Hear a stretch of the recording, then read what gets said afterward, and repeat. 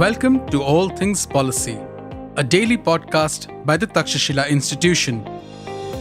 We are a bunch of policy nerds based in Bengaluru, and we like bringing fresh perspectives to Indian affairs and Indian perspectives to global affairs. So grab a cup of coffee, sit back, and join us for today's chat. Hello and welcome to this episode of All Things Policy. My name is Yusuf Unjawala from the Takshashila Institution. I'm an acting scholar here. And today I have two distinguished guests with me, Air Marshal T.D. Joseph and Colonel K.P.M. Das. And today we're going to discuss the Iran issue, which is the most critical issue of this decade, perhaps. We'll see how that goes, but it can turn out to be a very defining moment in the geopolitics of the region. The ongoing Israeli campaign against Iran is now into its third day. Today is March the 2nd. This podcast will perhaps come out in a couple of days or so, and we don't know what more will happen by then. But we're going to discuss what's happened over the last 3 days. Just to start up, I'll just do a quick roundup as what has happened so far. So on February 28th, the United States and Israel launched a coordinated large-scale attack on Iran. The U.S. operation is codenamed Epic Fury, while Israel's parallel campaign is known as Operation Roaring Lion. This came while the negotiations were on with Iran, and early, just hours before the war started, Oman, which was mediating between U.S. and Iran, the foreign minister went on the record to say how close they were to the deal, and it was a deal in which Iran went further than ever before. And that's why he said that the negotiations should have been the way. As to how the war started, Israel and US did a coordinated attack. Apparently, there was intelligence that there was a gathering of Ayatollah Khamenei and his top leadership. And this is where they decided to strike. It was in daylight, which surprised everybody as to why that happened. But later on, it became apparent that because Ayatollah Khamenei and his leaders were in one location, they decided to strike. Over 200 aircraft were used, fighter aircraft were used, and over 1,200 munitions were dispensed in the first wave. This is according to Israel. And they have kind of achieved a superiority over Western and Central Iran in operating with impunity, where they are striking Iranian missiles and missile launchers and missile facilities. And both Israel and US have taken out a lot of other Iranian leaders, up to 40, according to Trump. Iran has responded, as it said before the war broke out, that it will attack the entire region, and it has done so. It has attacked all the Gulf Arab countries. It has attacked Saudi Arabia lightly. It has attacked Bahrain, where the US Fifth Fleet is, Qatar, where the US has an airbase. It has struck UAE the most. It has struck civilian areas. It has struck critical infrastructure, oil infrastructure. It has struck airport, and it seems that the Iranians are going after UAE. Obviously, Israel has borne a lot of the attack as well. The war seems to be widening. Hezbollah has fired rockets into northern Israel, and Israel has responded to that. And it looks like this war will last for a while. We don't know how long, but Trump has said that it will last as long as it takes till the objectives are achieved. What those objectives are, we will discuss. One of them seems very prominent is regime change. That's what Trump said in his very first statement just after the war started. Now, it's as of day 3, the tempo of the war remains very high. And to discuss this, like I said, I have Air Marshal T.D. Joseph and Colonel K.P.M. Das. I would like to start with Air Marshal. So 200 aircraft, 1,200 munitions, and that is only Israel. I'm sure the US, which has 2 carriers and a lot of other ground assets, would have flown a lot of sorties. Can you just give us a sense of what it means to fly 200 aircraft at one go, deliver 1,200 munitions, and along with that, assume that Americans had about 200 aircraft of their own dispensing similar kind of munition? What it takes to amass such a force and carry out such an operation, especially when the distance between Israel and Iran is over 1,000 kilometers, 1,500 kilometers? Oh, that's a good question, Yusuf, actually, because this cannot be planned in a day or a week. Okay, amassing and packaging forces to the strength of, like, if both put together, it's in the region of 400. That is a huge, force package. The planning for which, anti-collision factors, the routing, the return, the recovery, the weapons packaging, the air defense packaging, the electronic warfare packaging, the decoy packaging, all these things would have been planned. Actually, it takes about at least a month of planning to do this. And when you do this, it has to be based on sound intelligence. Okay, I'm sure Colonel K.P.M. Das will be able to tell us more. Because as we've seen in the 12-day war in June 2025, what came out loud and clear was the presence of Mossad operatives within Iranian society in strength, able to monitor everything. So human was an extremely strong component. This would have been on a daily basis, hourly, supported and augmented by electronic intelligence, space-based, electro-optical, and SAR, and all kinds of intelligence gathering means available at the disposal of USA and Israel. But I suppose from satellite and air, it would have been more US. And on the ground, it would have been the Mossad which would have provided all this intelligence. So the packaging of this airspace management is a huge challenge. It's a huge challenge in terms of the effort required. But today's planning tools available with modern air forces allow us to plan on in a digital manner pretty comprehensively. And you can deconflict all aspects of missions, okay, including contingency planning. Okay. So, but it takes a strong team of at least in their case, I'm sure there would have been people in scores or hundreds who would have been part of this planning process. Then weapon to target matching, besides the aircraft itself, then you need to have the routing, the weapons to target matching, considering that based on the weapons to target matching, meet the suitable aircraft to that weapon. So all these things take time, and they would have been planning this not only in the recent past, but I'm sure even while they were moving in forces between both Israel and US would have been jointly planning this over months, is what I would say. Yeah, so you talked about the planning, but what about the operation itself? I mean, over a long period of time, over a few weeks, they were amassing early warning systems, refuelers, because that was the most important aspect of to be able to conduct such a long distance operation, over 1,500 kilometers to fly there and come back. How would you get nearly say 300 or 400 aircraft up there along with all these support elements and yet not have any losses? See, you have multiple launch bases available across West Asia. Across West Asia, we have various US bases. Within Israel itself, all their bases are available. We are not aware whether aircraft will launch from US Abraham Lincoln or not. The aircraft carrier Abraham Lincoln. Gerald Ford may not have launched any aircraft. We don't have proof. I mean, at least I haven't come across any evidence to that effect. But yeah, how do you do it? It is once you've planned it, you have sequenced your operations, you have sequenced your decoys, you sequenced your SEAD, suppression of enemy air defense missions that would have to go in first. In fact, that is what they would have done concurrently with a gap of, let's say, just about a few minutes before the main strike on the meeting of the supreme leaders or the senior leadership of IRGC and Iran.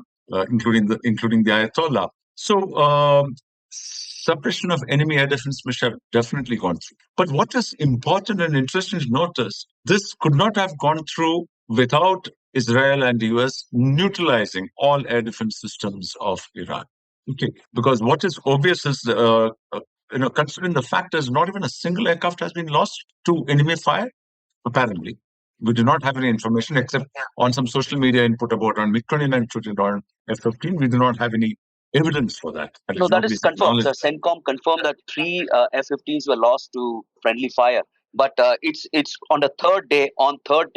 But imagine having nearly 400 aircraft out there and nothing down on that day is a remarkably, is testament to the planning and the professionalism of those people, and also the quality of the equipment. Things can go wrong right up there. Things can just fail. So it was a massive but well orchestrated operation. I'd like to bring Colonel here. So can you just run us through the intelligence part of it? Reports say that there was intelligence of which was done over months, and to see how a group of Iranian leaders, including Ayatollah Khamenei, the supreme leader, would be in one place at one time. What would have gone into it, and how would this have been transmitted to Israel and result in this, quick launch of attack in broad daylight? Okay, so by its very nature, intelligence is the foundation for any operations. So given the absence of intelligence, you don't even launch an operation. One. Two, if you look at the history of West Asia, going back 70, 75 years, The animosities among various players are deep and recorded. So, and you have the quote unquote the Arab nation, which forms a number of countries in the GCC. You have the Qataris, and then you have the Persians, the Iranians, right? So, Israel is surely because of its technological prowess and much of American backing, has over the years permeated the Iranian society at multiple levels. Like any society, you would have dissidents, you would have disgruntled elements, and so on and so forth. So they form the human part of it. After human, you actually needed something called element, which comes to you from ground, air, and space. And thanks to the American dominance in air and space, and even some of the countries in Europe, Israel has had a distinct advantage. Third is opened, which means as operations went on, they would get updates from multiple sources. Intelligence only becomes credible when received from multiple sources and aggregated with a certain degree of probability. For example, this 8:15 in the morning attack on the leadership must have at least got 10 or 12 or 15 sources corroborating that event. Yeah. But more than that, I'd like to say that while intelligence is important, execution of operations is actually critical. I wonder if you listen to Peter Hegseth about a few minutes back, he's actually gone back and said regime change is not the objective of this operation. I was surprised to hear this. 48 hours after his boss said something else. There is a sense of Americans facing reality over the past about 4 to 6 hours. That's becoming visible. Their allies in the Middle East are people who have shining munitions, the latest aircraft, but they don't have a coherent military history or tradition of working together. It's not like NATO, where they exercise together every year, different scenarios are played out, etc., etc. So the F-35s with Saudi, with Qatar, with Dubai, they're good for air shows, but they haven't done an act together till now. And I think it'll finally be upon US and Israel to pull the chestnuts out of the fire. That is one. Two, I'm putting on the hat of an Iranian here. You're dealing with a society which is ancient civilizational state, much like China, much like India. These are very deep societies with its own knowledge systems and so on and so forth. What some reports come in is that they've set up layers of succession that when you remove the top 30 or top 40, the next ones have taken their place. So like a multi-headed hydra, they are able to generate that many leaders. And it's probably one very unique model where the clergy and the military have a harmonized existence. You have the military force whose forward edge is the IRGC, which is professional and sharp, and you have a clergy which makes no compromise. Together, they form a very, very tight governance structure. I have my own doubts whether it is going to be 4 to 6 weeks, as Trump has stated, or it's going to be much, much more. But there is more to Iran than just the clergy and IRGC, right? I mean, just last month, there was, or rather, a couple of months back now, there were large-scale protests, and several thousand Iranians were killed. And so there are two sets of people over there, right? One is the regime and its followers, and then there is the anti-regime, and that is a significant number. It's not that it does not exist, and so there are. So when it comes to civilizational aspect, it's just not this side, which is a regime, which is actually Islamist, which is far more a recent kind of a civilization than the Persian civilization, which goes back 6,000, obviously, but it's intertwined. But what do you make of Iran's tactics? It has struck the entire Arab world. It has taken a long, long time, over decades, to come to a certain point, which was before this war, where they were kind of talking to each other, kind of trying to work a way to live together, and now it's all gone. It's all gone, right? And Iran is trying to inflict economic pain. This is what it seems, right? It wants to inflict economic pain as a deterrent strategy for the future, where it can show it can hurt all these countries, which with all the shiny toys that they have, and they are not used to war, as you mentioned, Colonel. But it's still creating enemies out of Arabs who are very resourceful. They are rich states, and they'll be able to recover. But Iran is going to expend a lot of military hardware, as well as attract these relations are not going to mend ever now, so to speak. I don't. Iran has gone out to say that this is not your war, and I'm sorry, but we have to do it because because of the Americans. But obviously, the Gulf states are not going to buy it.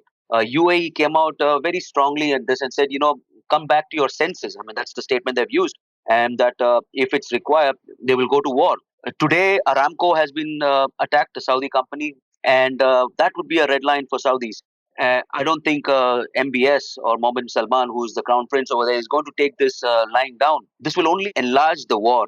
Three European powers have today come out and said they're going to defend their interests and the allies, which is obviously the Gulf state, that is UK, France, and Germany have issued this statement. So this could get into a larger regional war. What is Iran trying to achieve? I mean, it wants to establish, kind of internationalize this whole thing, maybe just inflict a lot of pain. It's like I'm going to sink, I'll take you with me, that kind of approach. Does it seem that way, or do you think there is something more clever behind the strategy? So, Joe, would you like to go ahead? I'm more looking at some of the tactics that Iranians have apparently. My reading of this is that actually the Gulf states are soft underbelly, as Colonel Katie has put in his initial notes this morning. It's a soft underbelly of American occupation. In a way, they have all provided bases to the U.S. Sent through CENTCOM for its fifth fleet, for the army, limited army basing, but mostly the naval and air basing. So, considering that, and since US is attacked, Iran, if you remember, has always been saying, if we are attacked, we will attack wherever US forces are based, and they become a legitimate target. But it's not just the US bases that they're attacking, like you brought out, it's the economic centers, even population centers, the hotels and other places that's been attacked. What is the message in that? There's certainly some message. The message I feel is that you have been strong supporters of the US hegemony, and the US has always been trying to remove and eliminate this 5,000 plus years of civilization. So we are not going to do nothing about it. That's the kind of message. If you support US, you will suffer. But having said that, they also realize hitting UAE, hitting countries around the Strait of Hormuz, you are actually creating economic costs. You are raising economic costs tremendously. You are affecting not only the oil shipping, you're also affecting huge amount of international trade that goes through because of UAE being an economic and financial hub center. That is the message I feel that they are sending. Having said this, I'm sure we would have noticed that the only thing left with is Iran at the moment is their huge inventory of MRBMs, IRBMs, and the short-range missiles. Okay. Unfortunately, the Air Force, I suppose, would hardly be anything there. Air defense would have been taken out. And which, interestingly, a little while ago, I was just reading the Joint Chiefs of, Chairman of Joint Chiefs of Staff Committee in the U.S., General Kane, Air Force General Kane, has stated that the attack was initiated by the Cyber Command and the Space Command, primarily to blind and deafen the eyes and ears of Iran. That's what they've done, which nobody has said so far. We would have expected them to do it, and that's come out in the open now. So the cyber attacks would be obviously in Colonel KPM Das's domain of expertise and interest. But yes, I think you're right in a way that Iran is doing an action which says if you are going to destroy us, we will pull down the rest of you who have been supporting the US. That's what I feel. I'll agree with you on that point. Colonel? Yeah, so, I mean, if you look at it from the lens from Tehran, I think it's all well to have air dominance and air superiority, right? But there are intelligence reports saying that much of these missiles and drones are located in such what are called defilated positions in the caves inside the mountains. I understand there is a maze of underground towns and cities, something like a larger version of what is there in Gaza. And in a well-trained military force, which I believe Iran is, they understand what is called the directive style of command. In the directive style of command, the higher purpose is known from the leader to the rank and file, and that is all that is required. So it is very likely that given another 24 to 48 hours, the fragmentation of layer 1 and layer 2 of the command and control of the the Iranian defense forces, even if it does occur, you will have localized garrisons and commands which will take charge. Just remember, just a couple of hours back, they fired missiles. And to fire a missile, it is actually a geographical coordinate complexity. You need to get your coordinates right in the X, Y, and Z domain. They've done a wonderful job of that. So much of the air defense suppression and air superiority and air dominance thereafter has still not kept these launchers at bay. And many of these launchers would be in silos which cannot be reached directly, and the probability of hitting them is like a pin in a haystack if they are very distributed. They got about 30 odd provinces. The reports that are coming in is that they are deployed across all of those provinces, including those bordering Pakistan. We are dealing with, not we really, the Americans and Israelis are dealing with a situation which is very, very different. And you're dealing with an ideology where they're fighting for their survival. Martyrdom is celebrated, as we saw this morning, some of the shots. So it's not going to be easy. Yep.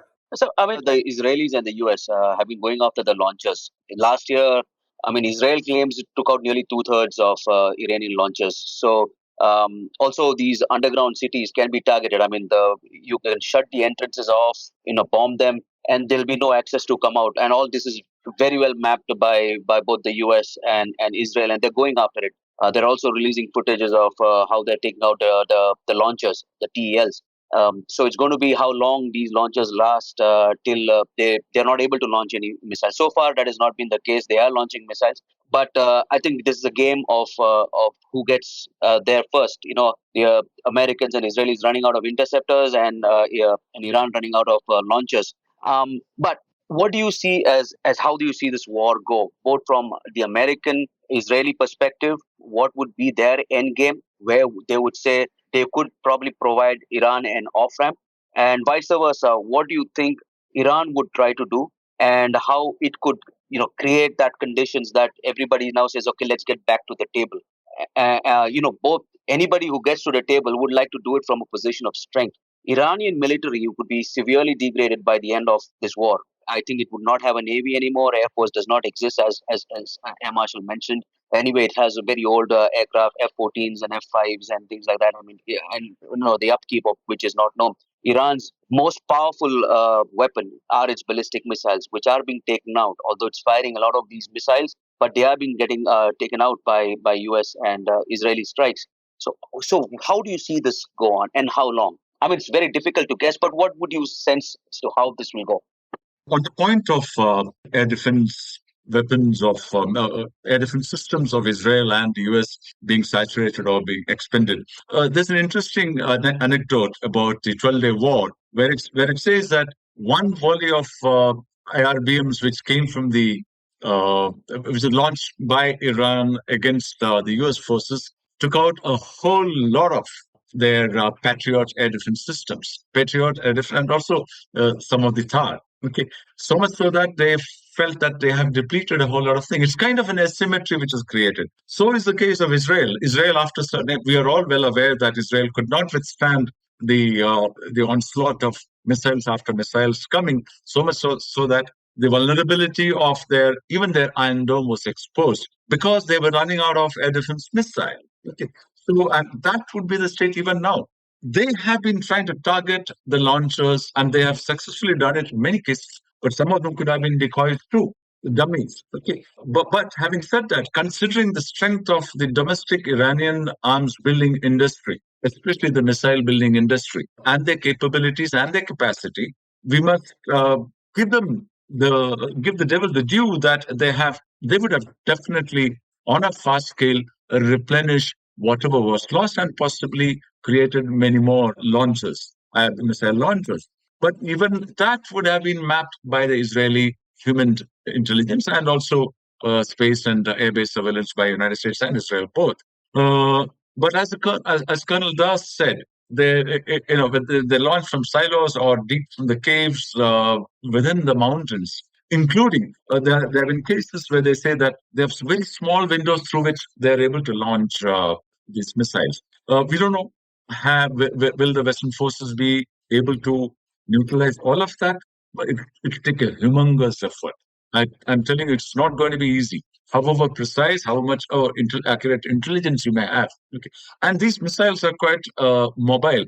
Their most vulnerable moment is when they have to prepare for launch, where they have to be stationary for something like possibly at least 30 minutes is what I would guess, if not more, which is a very big vulnerability window, because the adversary would be able to map it. But coming to the point of what is likely to happen over the next few days, whether it is regime change or total annihilation of Iran that, let's say, Israel and the US have been planning, you can destroy things by air power.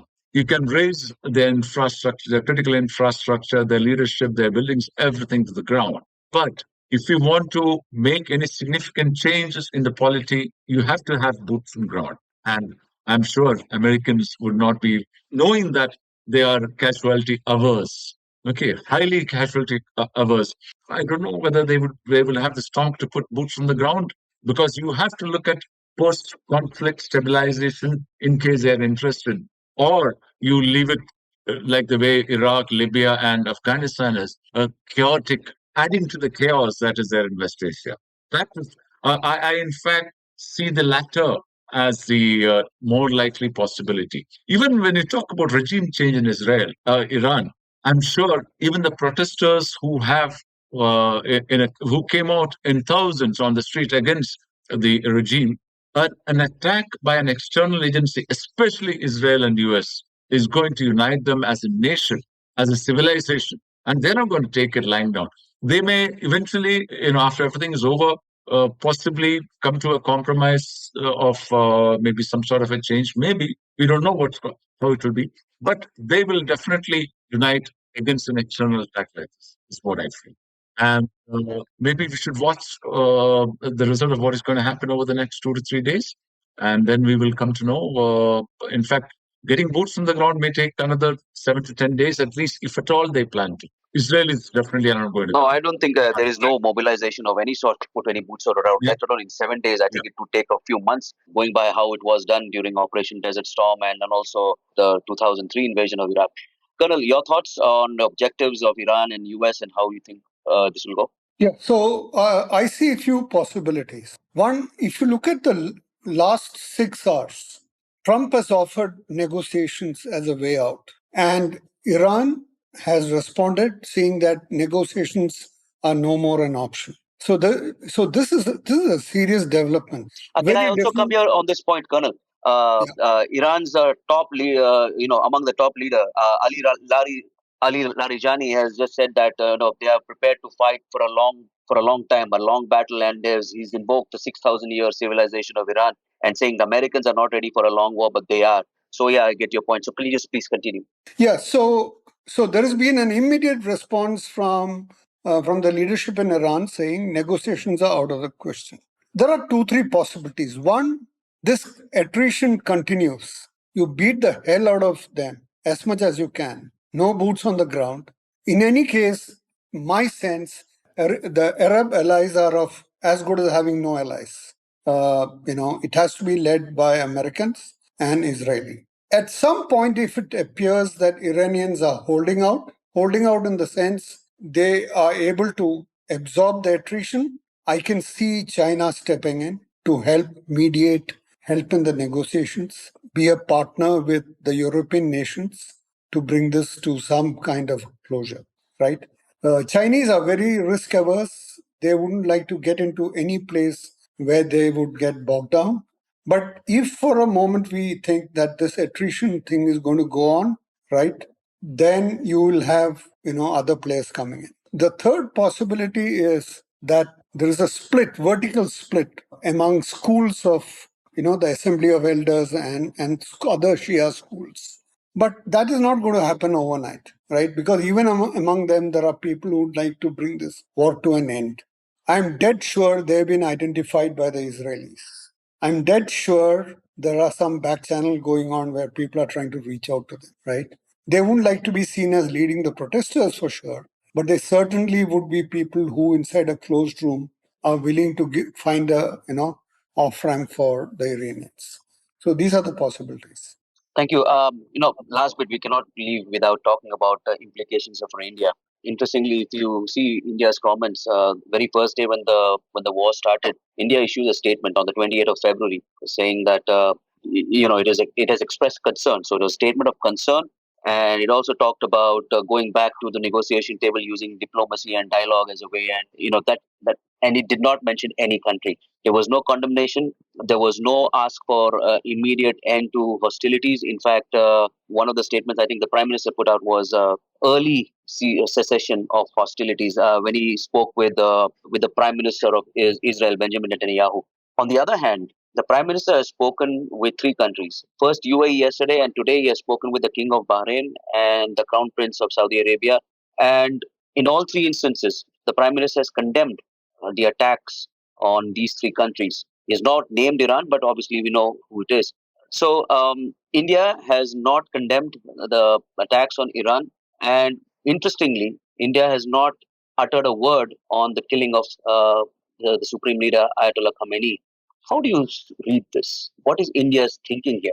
I was surprised actually. With such a large population of Muslims, especially Shias, and much of the Shia population nationalistic, aligned to the national cause in India. India is conspicuously absent in not condemning the assassination of the leader of a sovereign nation, right? And that is surprising. So it is a huge bet, according to me, that the Prime Minister Modi has taken in not having done that. If you read what China had to say, what Putin had to say, what Indonesia had to say, what Pakistan had to say, Europe, of course, it was very obvious. None of the Gulf countries have done that either. I found this as a huge risk. I think we have really hedged our bets in a big way. I just hope things go right. Yeah. Do you think an assessment has been made in Delhi as to how this war would go? Perhaps India is hedging that there may be a regime change and the anti-regime for people. People, I mean, people are anti-regime, right? They come into power and they would probably be. It will be better for us to maintain a kind of a neutral stand rather than appear as to be pro-regime or siding with the regime instead of being pro-regime, but rather being siding with the regime. And perhaps the thinking in Delhi is that, even if the regime survives, it's going to be very weak, militarily very weak. It's not going to have any friends. All the Arab countries are going to be its enemies. It's going to have very few friends. So even if the regime survives, India might be able to just make up later because of its neutral stance. However, I was thinking Iran could be very angry at India. It was expecting a very strong condemnation. The word used by the Iranian embassy over here is an expectation of strong condemnation. We have not even passed condolences, forget condemnation. So Iran could express its anger or displeasure, maybe if this war drags, maybe attack Indian interests in some way, shipping. It has done that in the past. Do you think that is a possibility?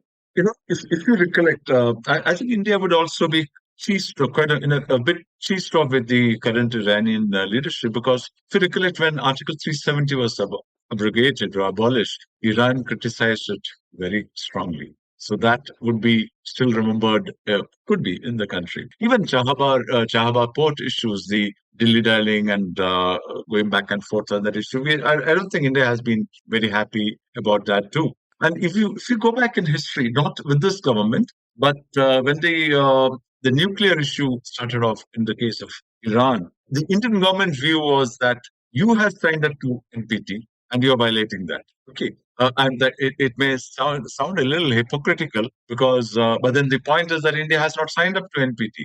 That's why we wanted to protect our interests. We have gone for nuclear issues. Whereas Iran, after having signed up to NPT, was seen to have violated it, and India was very vocal about that too. While parallelly trying to cultivate a friendship with the government in any case. But as you said rightly, I feel India is hitting its bets and possibly some sort of a reading that there could be a regime change, some sort of a regime change. And unlike what happened with our case with our immediate neighbor Bangladesh, of not of siding with only one party, maybe we want to ensure that we are keeping all sides happy. And till clarity emerges as to who could be coming into power, and then try and engage with them, just as we have been engaging with Taliban in Afghanistan.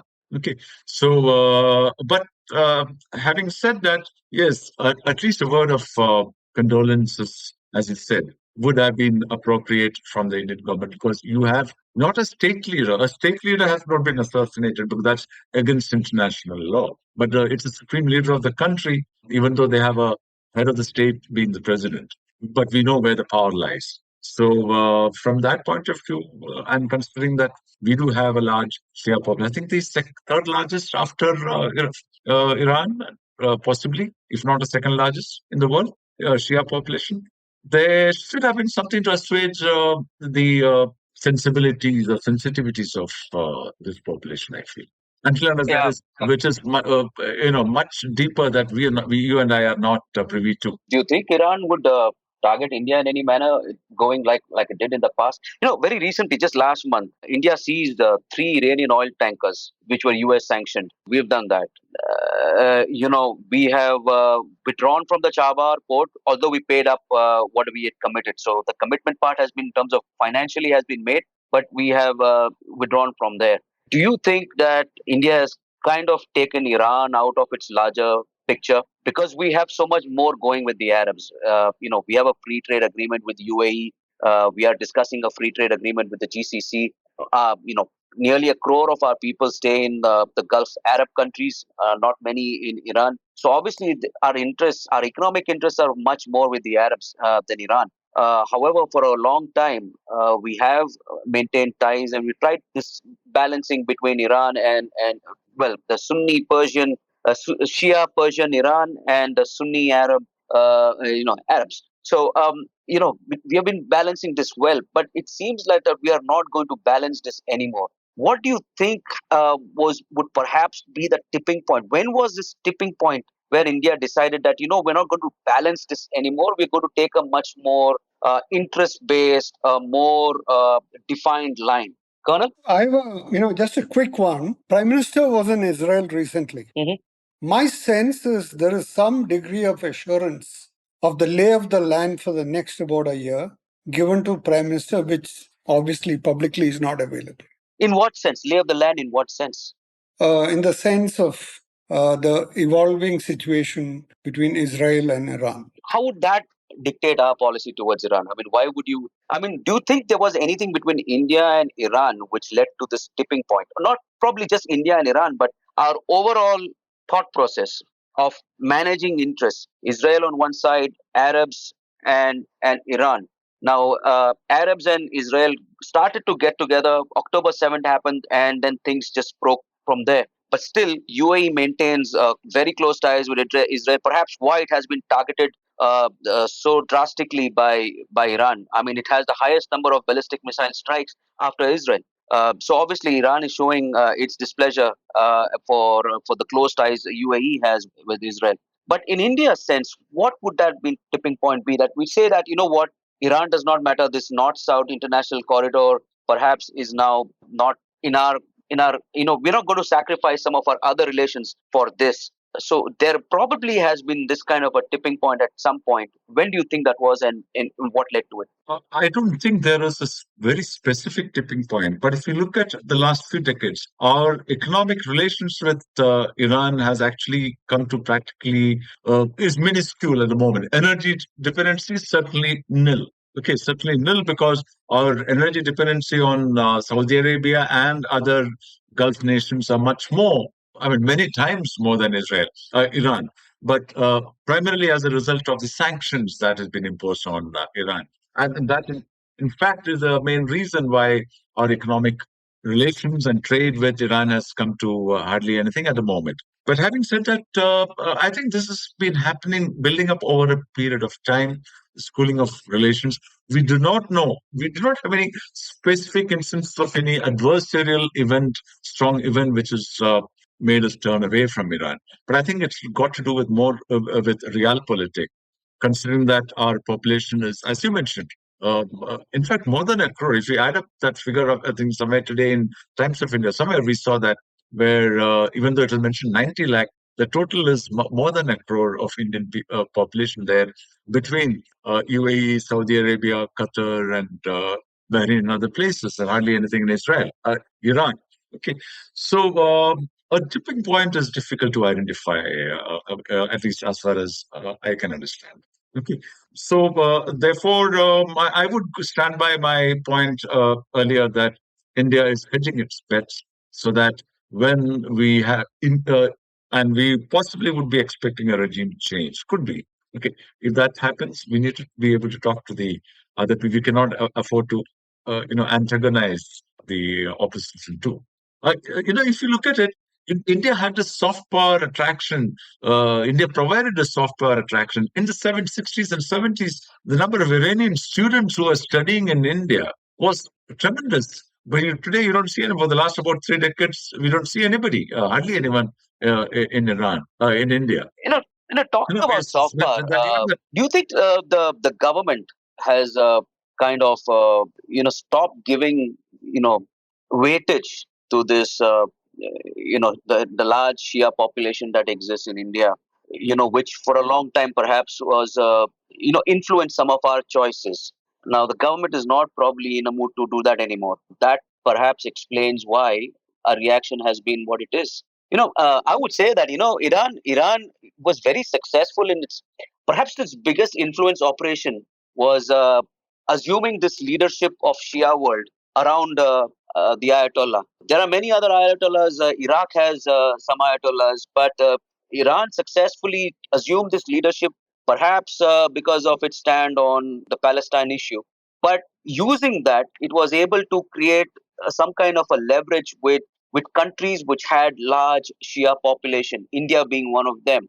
And we have seen over the years, we would kind of look over the shoulders and see, if you have to make a certain policy, how would Indian Shias react?